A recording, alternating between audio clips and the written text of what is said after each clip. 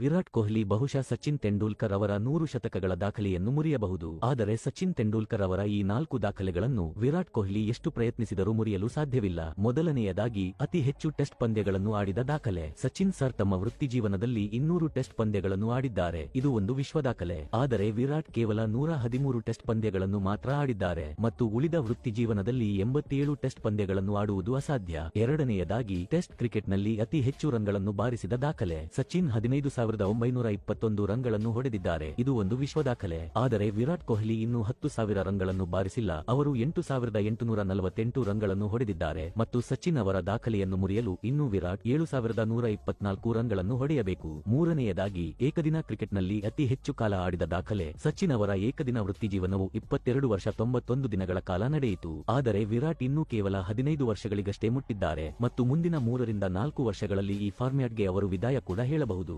ನಾಲ್ಕನೆಯದಾಗಿ ಅತಿ ಹೆಚ್ಚು ಏಕದಿನ ವಿಶ್ವಕಪ್ಗಳನ್ನು ಆಡಿದ ದಾಖಲೆ. ಸಚಿನ್ 1992 ರಿಂದ 2011 ರವರೆಗೆ 6 ವಿಶ್ವಕಪ್ಗಳನ್ನು ಆಡಿದ್ದಾರೆ. ಆದರೆ ವಿರಾಟ್ ಕೊಹ್ಲಿ ಇನ್ನೂ ಕೇವಲ 4 ವಿಶ್ವಕಪ್ಗಳನ್ನು ಮಾತ್ರ ಆಡಿದ್ದಾರೆ. ಸ್ನೇಹಿತರೆ, ನಿಮ್ಮ ಪ್ರಕಾರ ವಿರಾಟ್ ಸಚಿನ್ ಅವರ ಈ ದಾಖಲೆಗಳನ್ನು ಮುರಿಯಬಹುದೋ ಇಲ್ಲವೋ ಎಸ್ ಅಥವಾ ನೋ ಎಂದು ಕಮೆಂಟ್ ಮಾಡುವ ಮೂಲಕ ತಿಳಿಸಿ.